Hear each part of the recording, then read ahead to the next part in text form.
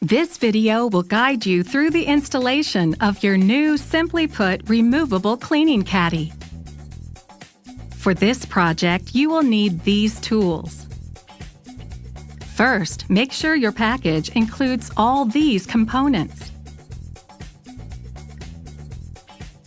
Begin by aligning the front of the handle between the upper and middle rims of the basket assembly. Place the attachment plate on the outside of the basket assembly and align with the handle. Attach the plates on one side with 4 mounting plate screws provided. Repeat for the other side.